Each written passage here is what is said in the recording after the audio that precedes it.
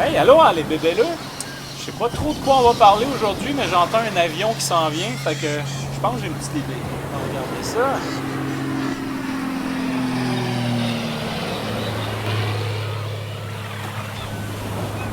Ben oui, regardons ça, les trois fous qui jumpent en parachute, toi.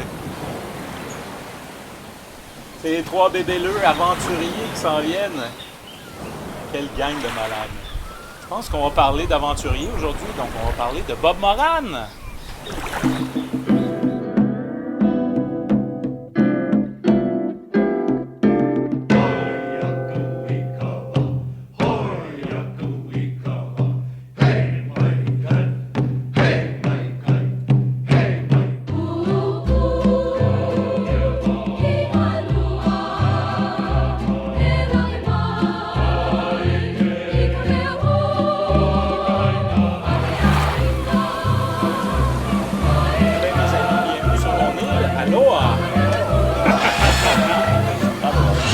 L'accueil traditionnel, vendredi.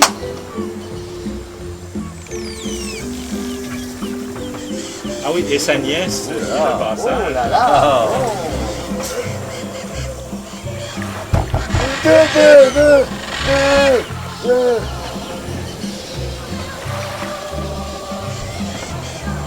Ah, vas-y, pas capable. Bon, d'habitude, c'est un peu plus professionnel que ça, mais on fait ce qu'on peut avec le personnel qu'on a.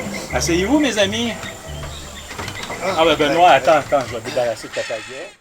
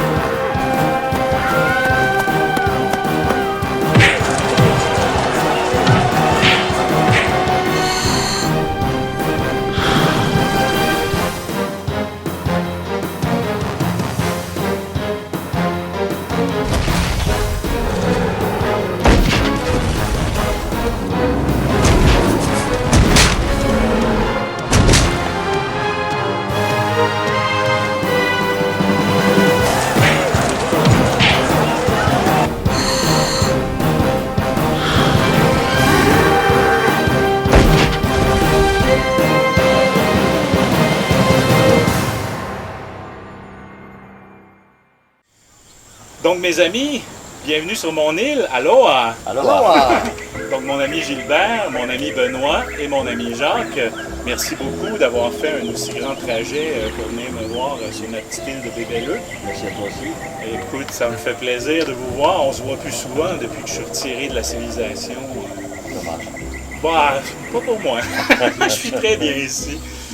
Donc, si je regarde ce que vous avez apporté aujourd'hui et vous connaissant un peu, je pense qu'on va parler de Bob Moran. Est-ce que je me trompe? Sûrement pas. Non, hein? Et c'est un héros qui fête cette année sa 63e année, je pense. Ouais. Donc, oh, les cigales, ça va être une journée chaude. Donc, Jacques, comme tu es un spécialiste de Marabout, qui est la maison d'édition qui a créé Bob Moran, je pense que ça serait bon de commencer avec peut-être un petit survol des éditions Marabout avant. Tout à fait. Donc en fait, c'est vrai que Bob Moran va arriver en 53, mais je crois qu'il faut quand même un peu partir en arrière, grâce à André Gérard et Jean-Jacques Skellens, deux amis qui étaient des scouts, qui en 49 vont fonder la maison d'édition Marabout à Verviers, une petite ville du sud-est de la Belgique. Et cette maison d'édition, eh bien, effectivement, va commencer petitement, tout simplement en traduisant des auteurs anglais qui se trouvaient dans les papiers d'éditeurs français, mais n'avaient jamais été utilisés. Et Jean-Jacques Skellens, avec son bâton pèlerin, est parti racheter les droits, les a traduits au format de poche, a directement eh bien, lancé un livre toutes les 2 semaines et la collection Marabout est née. Mais la collection Marabout, je crois que c'était une maison de poche avant la lettre et qui va être directement bien appréciée du public. Mais là où il faut s'en rendre compte, et on a des petits éléments ici, eh bien la maison Marabout va directement travailler sur le marketing. C'est vrai qu'ici, ce sont nous avons quelques marque-pages, disons, qui sont ultérieures. Mais par exemple, ceci eh bien, apparaissait dans le numéro 1 des spéciales Flash Automobile. Et c'est vrai qu'il y avait toujours ce petit matériel qui va favoriser la clientèle. Et je crois ce qui n'avait jamais été fait à l'époque, je pense. Non. C'est l'aspect marketing pour favoriser cette approche client. Donc, je pense aussi que les couvertures ont fait beaucoup pour oui, effectivement. Je crois que l'aspect visuel a été énorme à l'époque. L'important, c'était effectivement attirer le lecteur depuis la vitrine de la librairie. En fait, c'est vrai que si on voit ce livre-ci, bon, c'est vrai que les collections qu'on connaissait, c'est une collection qui existe dès les années 26-27, mais les livres français étaient très ternes, puisque si on pense encore aujourd'hui à la collection Gallimard, bon bah là c'est en fait c'est blanc avec le cassé là, tu dessus. vois. Mais dès qu'on aura une belle couverture comme ça, et c'est vrai que les couvertures des années 49, eh bien on aura une scène de cinéma par exemple, ça va attirer. Et directement, bon c'est vrai que l'aspect visuel après-guerre, c'est justement le cinéma c'est le livre de poche imagé.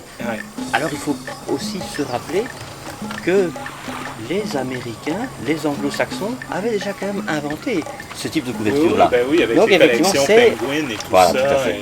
Et donc c'est un peu, et je dirais plutôt alors Bantam. Oui, Bantam. Bantam qui était déjà un peu plus en avance. Et effectivement cet aspect visuel, je crois qu'André Gérard l'a compris. Et c'est lui qui a compris effectivement avant le livre de poche qui n'existe qu'en 1953. Donc 4 ans plus tard, eh bien, il a vraiment inventé cette maison de livres de poche avant la lettre en fait.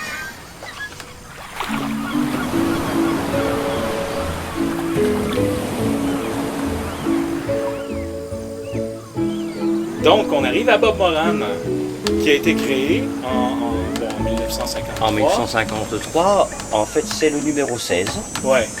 De la collection Marabout Junior. Tout à fait, publié donc en décembre. Alors, je me suis toujours été intrigué par ce fameux numéro 16, puisque c'est vrai que notre ami Henri Verne est né le 16 aussi. C'est le numéro 16 de la collection, c'est assez symbolique. Mais est-ce que c'était calculé ou c'est une coïncidence? Je n'en sais pas trop. Faudrait demander à Henri. Oui, en effet. Donc, ensuite, il y a eu combien de romans qui ont été publiés de Bob Moran? Ça, je vais certainement laisser la main nos à mes grands amis. Disons de Verne, proprement dit, il y en a, si ma mémoire est fidèle, 226. Et là, présentement, tout ce qu'on a, là, c'est des HC, des hors-séries, qui sont écrits par des amateurs de Bob Moran, mais c'est publié quand même. C'est plus publié chez Marabout. Les éditions Marabout sont mortes en 78, je pense, quelque chose comme ça. Je dirais qu'il y a eu plusieurs morts successives. Donc, comme vous le savez, j'ai souvent parlé de Marabout au Québec qui s'est arrêté en 73, 73, on dirait d'ailleurs en Belgique, parce que la première maladie de Marabout, c'est 73 en Belgique. Peu à peu, effectivement, Hachette va racheter des parts et 77, ça devient vraiment la fin. Et puis, je dirais qu'entre 80 et 82, Hachette a tout racheté et on ne sera plus dans le cœur même de la ville de Verviers, on ira à l'heure. Et là, cette mythique collection, cette mythique édition, qui était une belle édition, puisqu'on n'a pas parlé de Marabout Université, on n'a pas parlé de Marabout Service, on n'a pas parlé des Marabouts Flash. C'est extraordinaire. Marabout Junior, Marabout Demoiselle. Insolite et tout ça. On n'a pas parlé de ça, donc c'était vraiment la maison d'édition. Eh bien, Hachette a racheté le logo, entre guillemets, pour en faire une collection de livres pratiques. Et donc aujourd'hui, il y a encore des livres sur le jardinage. Il y en avait.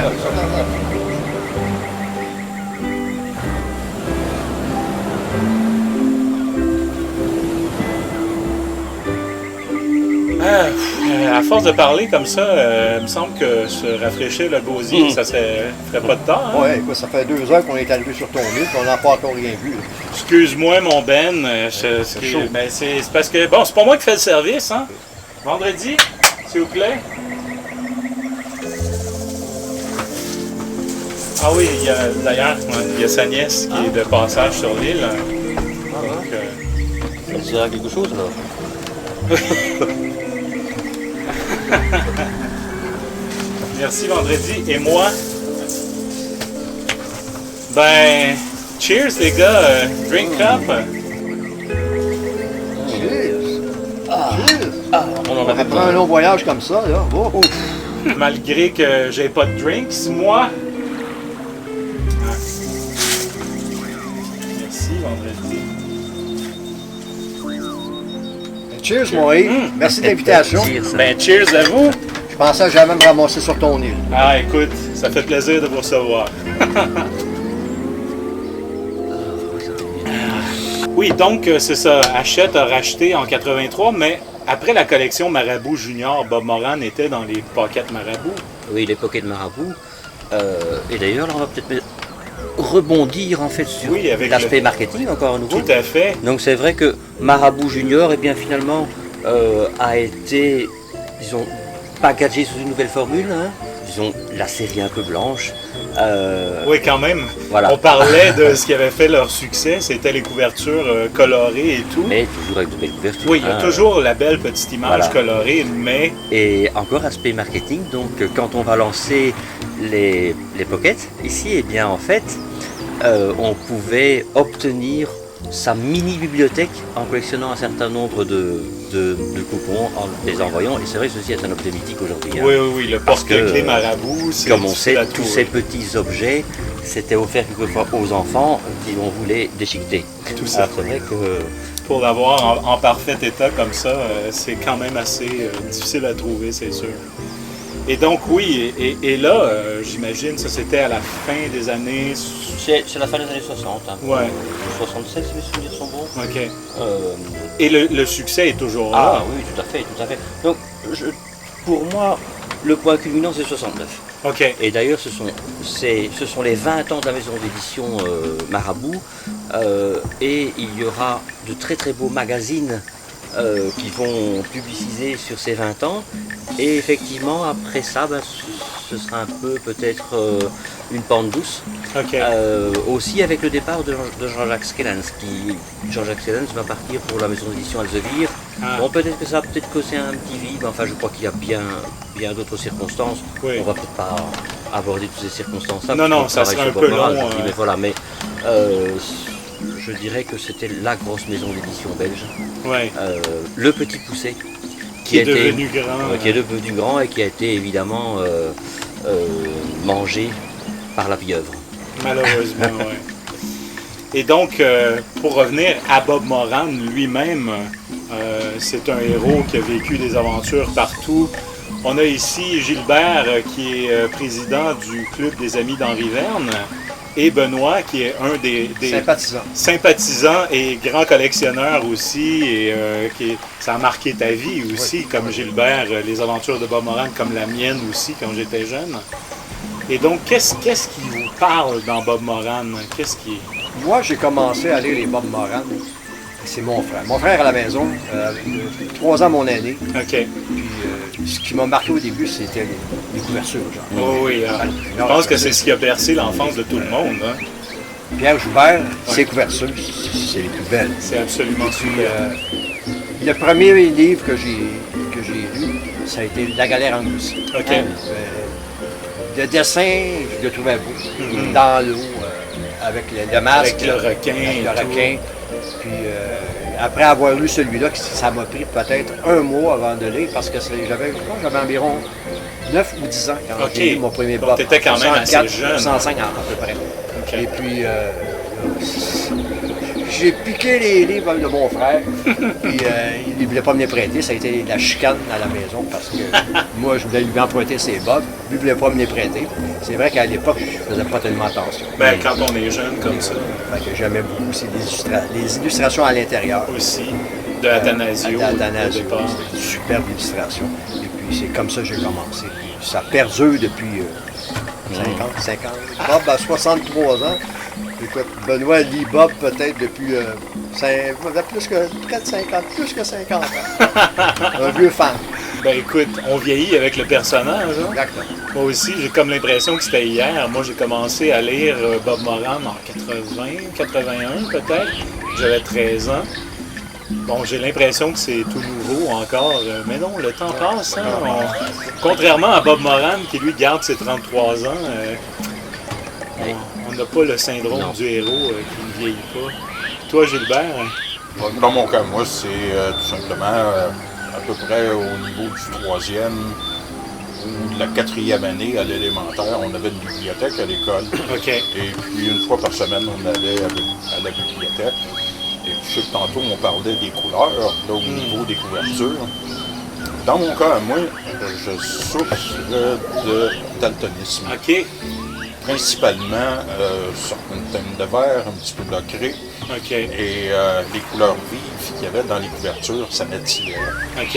Là, je regarde, sur le mur, on voit la vallée des brontosaures. Ouais. Et c'est en fait le premier Bob Moran que j'ai lu. OK.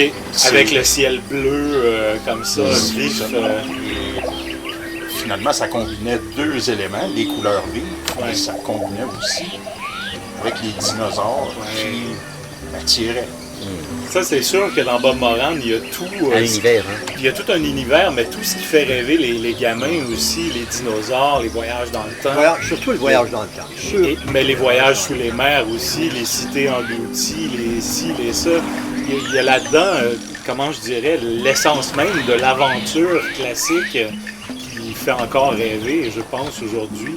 Bon, peut-être moins les jeunes, mais en tout cas, les nostalgiques comme nous, pour nous, c'est encore intact, surtout dans ces vieux Bob Moran-là. Parce que, justement, à partir d'un peu avant les Pockets, c'est devenu beaucoup plus science-fiction aussi, Bob Moran. Ça, est-ce que ça vous parle autant, la science-fiction dans les Bob Moran? Personnellement, moi, le cycle du temps, ouais. Il y a eu plusieurs bons romans dans ce cycle. Mais moi, ce qui m'a interpellé le plus, c'était peut-être moins science-fiction, mais c'est le monde d'Ananke. OK, oui. Qui est plus fantastique, là, vraiment. Fantastique, mais le fantastique m'a plus attiré. OK. Pour moi, le monde d'Ananke, ça a été oui, c'est ma révélation. C'est complètement à part de toute la série. Après la période Marabout. Ouais. Et pour moi, il y a eu la période Marabout. Mais c'est encore dans Marabout, Ananke? C'était Pocket. Oui, mais c'est toujours Marabout. Oui, mais c'est toujours Marabout. Mais quand OK, même. tu voulais dire Marabout Junior. Oui, Marabout Junior et Marabout. OK.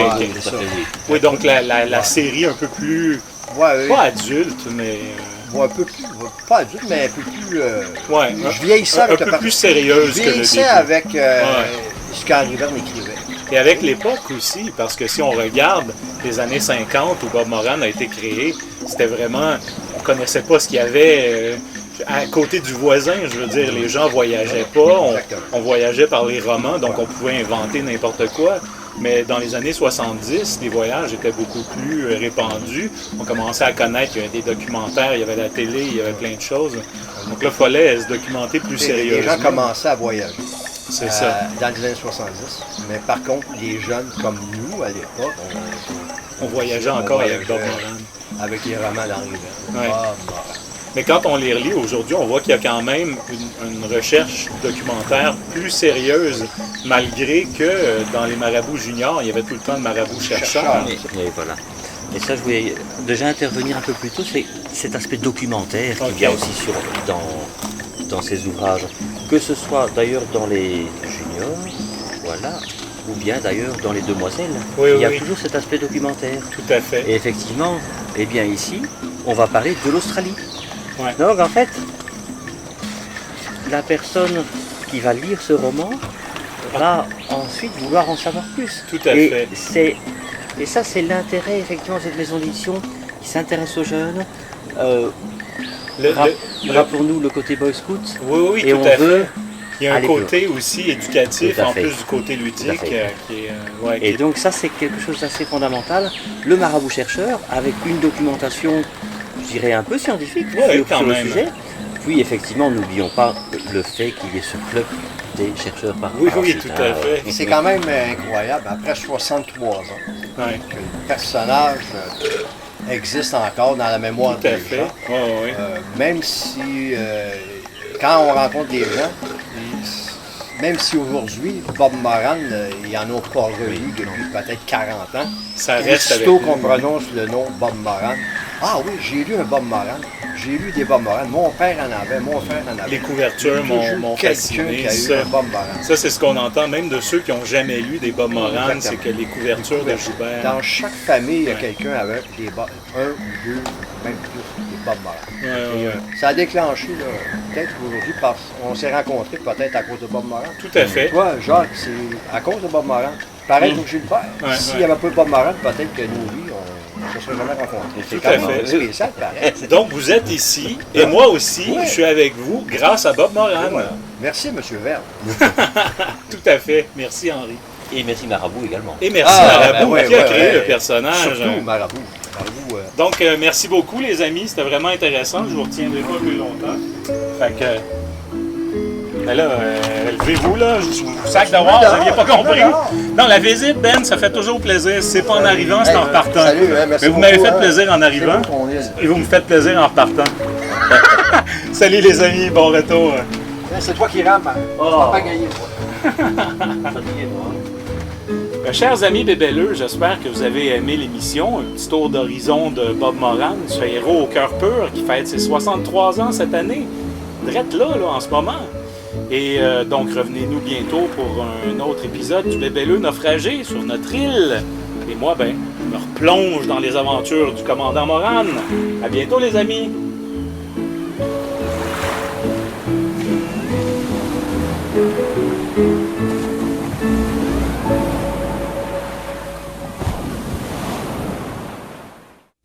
Chers amis bébelleux et bébelleuses, merci d'être de plus en plus nombreux au rendez-vous sur notre petite île de naufragés.